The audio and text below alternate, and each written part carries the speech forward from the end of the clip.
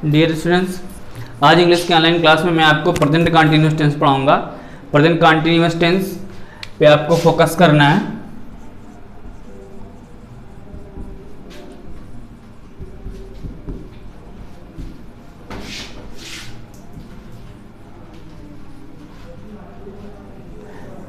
जैसा कि आपको मैंने पिछले वीडियो में पिछले वीडियो में कई बार आपको मैंने बताया कि जितने सारे टेंसेस हम लोग पढ़ते हैं सभी टेंस के अपने अपने पहचान होते हैं और पहचान के आधार पे हम लोग उनका अनुवाद सीखते हैं।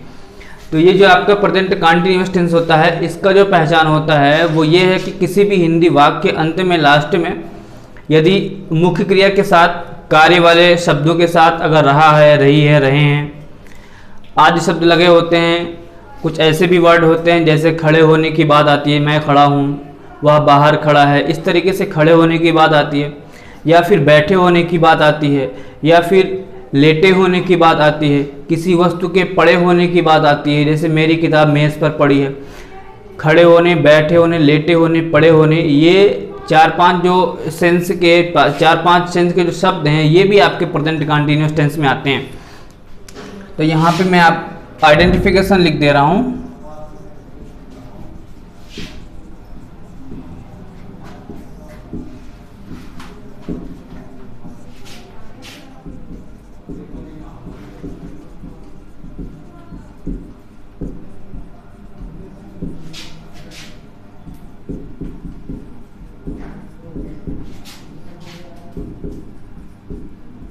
जिस हिंदी वाक्य में रहा है, रही है, रहे हैं, रहा हूं,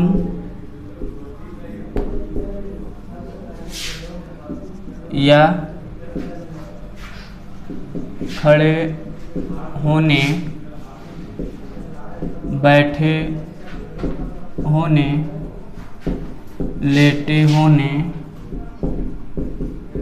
या पड़े होने का भाव आता है,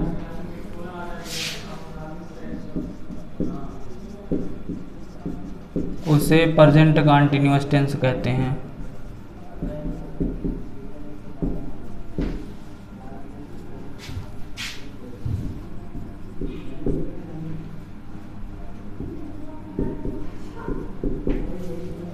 यह रहा प्रेजेंट कंटिन्यूअस टेंस की पहचान कि जिस हिंदी वाक्य के अंत में रहा है, रही है, रहे हैं, रहा हूँ या खड़े होने की बात आती है। जैसे वह लड़का बाहर खड़ा है, वह व्यक्ति पेड़ के नीचे खड़ा है। बैठे होने की बात, हम सब बैठे हैं, वे लोग बैठे हैं, इस तरीके से अगर आता है बैठे होने का सेंस वो भी प्रेजेंट कंटिन्यूअस टेंस में होता है। लेटे होने का या पड़े होने का, तो ये जो सेंस आपको नीचे बताया गया है ये आते हैं, तो ये भी आपके प्रेजेंट कंटिन्यूअस टेंस में होते हैं। अब इसमें आपको मैंने बताया था कि सभी टेंसेस का अनुवाद सीखने के लिए सबके अपने अपने रूल होते हैं, फार्मूले होते हैं, उसके अकॉर्डिंग हम लोग जो है उसका अनुवाद सीखते हैं। तो जो इसका रूल होता है अफर्मेटिव का, सबसे पहले अगर सेंटेंस पढ़ेंगे तो वो हो जाएगा हमारा अफर्मेटिव सेंटेंस।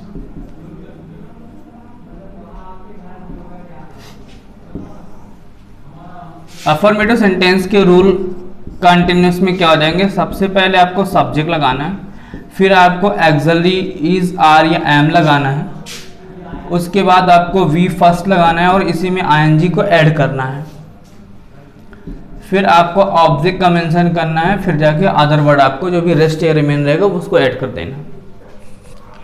सब्जेक्ट यदि सिंगुलर है तो इसका प्रयोग करना है, क्योंकि आपको मालूम है जो हमारी क्रिया होती है वो कर्ता के नंबर के और जेंडर के अकॉर्डिंग लगती है।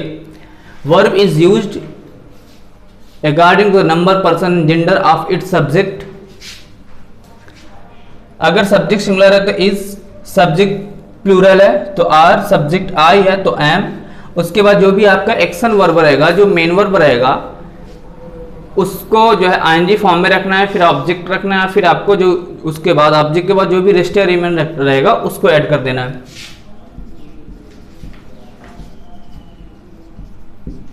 जैसे वह मुझे बुला रहा है,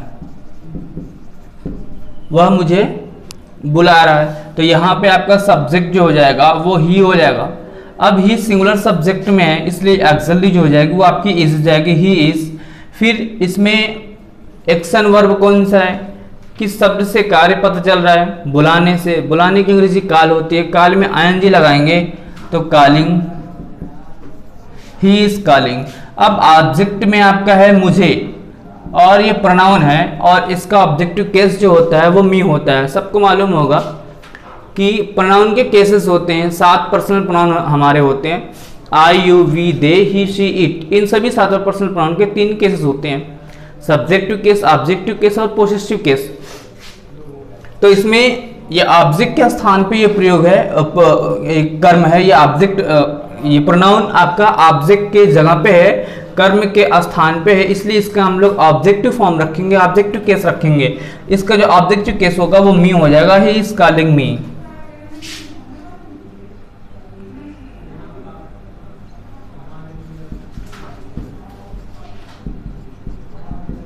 एक बूढ़ा व्यक्ति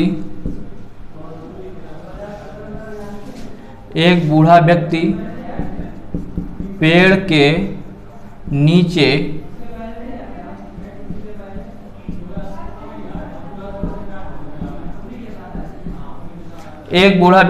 के नीचे लेटा है।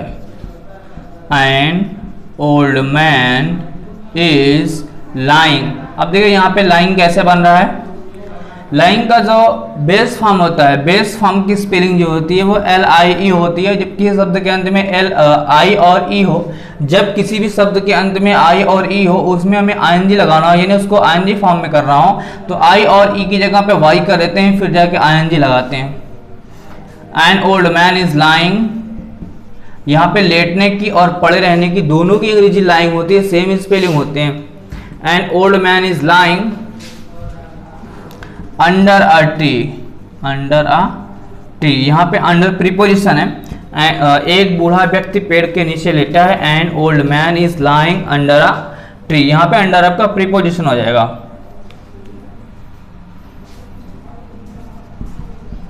बच्चे बाहर खड़े हैं, the children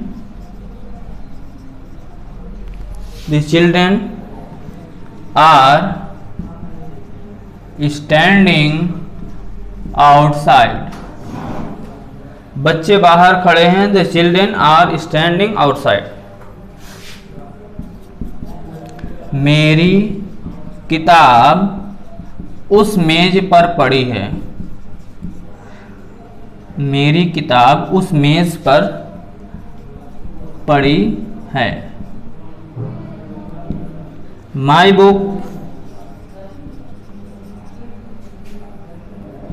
is lying on that table.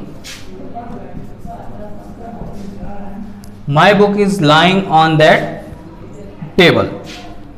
ये रहा आपके प्रेजेंट कंटिन्यूअस टेंस के एग्जाम्पल, और कुछ एग्जाम्पल आपको हम और दे देते हैं।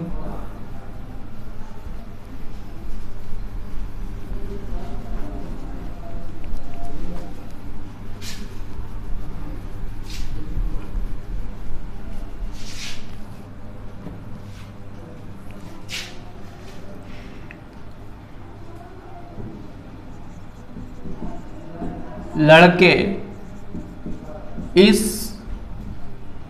पुरानी कुर्सी पर, लड़का इस पुरानी कुर्सी पर बैठा है, लड़का इस पुरानी कुर्सी पर बैठा है। The boy is sitting on this old chair। यहाँ पे बैठे होने की बात आई जो कि कंटिन्यूस में होगा, इसलिए हो जाएगा the boy is sitting on this old chair.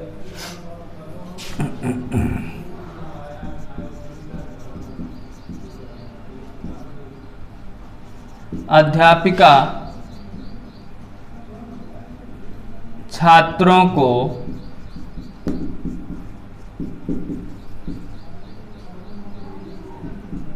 पढ़ा रही हैं। The teacher is teaching the students. The teacher is teaching the students. अब इसका अगर आपको नेगेटिव बनाना है तो नेगेटिव के सेंटेंस में हम लोग क्या करते हैं, आपको हम आगे बता रहे हैं।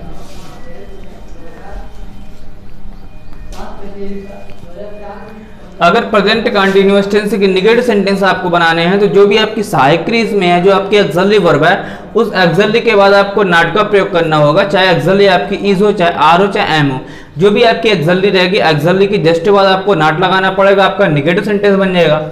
अब इसके पहले के ट्रांसलेशन की वीडियो में आपको बताया कि किस तरीके से हम लोग अफर्मेटिव सीखने के बाद और सारे 5 सेंटेंस नेगेटिव और 4 इंटरोगेटिव किस तरीके से हम लोग बना सकते हैं। नेगेटिव के लिए आपको मैंने बता दिया कि एक्सलरी के बाद नॉट लगाओगे तो उसका नेगेटिव बन जाएगा। अब इंटरोगेटिव की बात करते हैं तो इंटरोगेटिव में अगर आप सिंगल इंटरोगेटिव उसका बनाओगे, सिंगल इंटरोगेटिव की हिंदी वाक्य की पहचान क्या होती है कि जिस वाक्य के बिल्कुल शुरू में क्या लगा के प्रश्न किया जाएगा वो आपका सिंगल इंटरोगेटिव होता है। तो सिंगल इंटरोगेटिव किसी भी टेंस का होता है, किसी भी टेंस का हो, जिस टेंस का सिंगल इंटरोगेटिव सेंटेंस हम लोग सीखे अनुवाद उसका या अनुवाद बनाना सीख रहे हों, उस टेंस की सहायक क्रिया सबसे पहले रख दी जाए तो उस टेंस का सिंगल इंटरोगेटिव सेंटेंस बन जाता है। जैसे इसमें एक्सली इज आर या एम है, तो इज आर या एम को हम लोग फर्स्ट ऑफ ऑल सबसे पहले कर देते हैं, उसके बाद सब्जेक्ट का मेंशन करते हैं। तो आगे का प्रोसेस जैसे और वाक्यों में है, सेंटेंसेस में है, उसी तरीके से और भी शब्द ऑर्डरली रहेंगे, तो वो हमारा सिंगल इंटरोगेटिव सेंटेंस बन जाता है। जैसे क्या मैं तुम्हें बुला रहा हूं। क्या मैं तुम्हें बुला रहा हूं, यहां पे एक्सली एम लगनी चाहिए, सिंगल इंटरोगेटिव है, सब्जेक्ट के अकॉर्डिंग एक्सली एम लगनी चाहिए। तो सबसे पहले एम कर देंगे क्योंकि आपके सिंगल इंटरोगेटिव है, इसलिए सबसे पहले आपकी एक्सली रहेगी, यानी सहायक रहेगी एम आई कॉलिंग। अब ऑब्जेक्ट में आपका यू है, एम आई कॉलिंग यू, ये आपका रहा सिंगल इंटरोगेटिव सेंटेंस। आप किसी भी इंटरोगेटिव को जब नेगेटिव बनाते हैं, आपको मैंने बताया था कि इंटरोगेटिव का नेगेटिव कैसे बनाते हैं। किसी भी इंटरोगेटिव को जब नेगेटिव बनाते हैं, चाहे वो सिंगल इंटरोगेटिव का नेगेटिव बनाए, चाहे वो डबल इंटरोगेटिव का नेगेटिव बनाए, जब किसी भी इंटरोगेटिव का नेगेटिव बनाते हैं तो उसके लिए हमें सब्जेक्ट की जस्ट बाद नॉट लगाना पड़ता है, यानी कि हमें नॉट का स्थान सब्जेक्ट के बाद देना पड़ता है। क्या वह या क्या मैं तुम्हें नहीं बुला रहा हूं, am I not calling you. क्या वह तुम्हें नहीं पढ़ा रहा है, is he not teaching you. इस तरीके से आप जो है सब्जेक्ट के बाद नॉट लगा करके उस इंटरोगेटिव को नेगेटिव में कर सकते हैं, और इसमें आप इसको शॉर्ट फॉर्म में भी कर सकते हैं।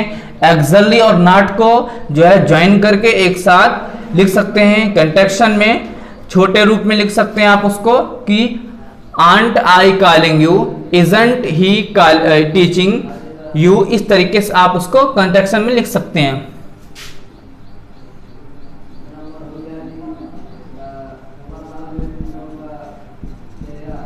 वे आज कहाँ जा रहे हैं,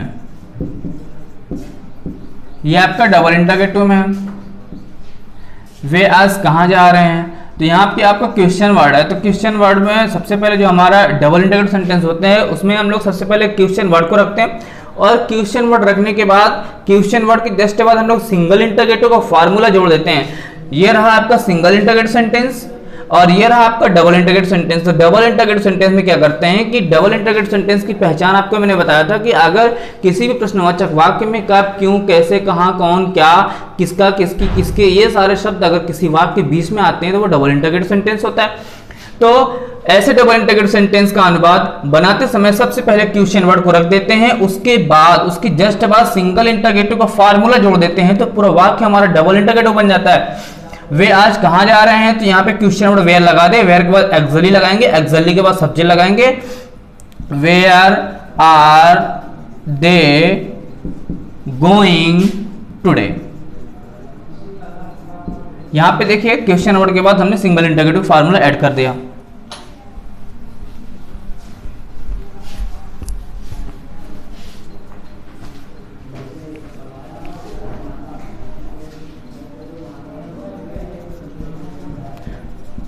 अध्यापक आज क्यों नहीं आ रहे हैं, क्यों नहीं आ रहे हैं। ये आपके डबल इंटरोगेटिव का निगेटिव है, अध्यापक आज क्यों नहीं आ रहे हैं। तो आपको अभी इसके पहले बताया इंटरोगेटिव का निगेटिव बनाते समय कि इंटरोगेटिव जब निगेटिव बनाते हैं, चाहे वो सिंगल इंटरोगेटिव का निगेटिव बनाए, चाहे वो डबल इंटरोगेटिव का निगेटिव बनाए, किसी भी इंटरोगेटिव का निगेटिव बनाओ आप, सब्जेक्ट के बाद नॉट लगाओ, उस इंटरोगेटिव का निगेटिव बन जाएगा। अध्यापक आज क्यों नहीं आ रहे हैं, why are the teachers not coming today.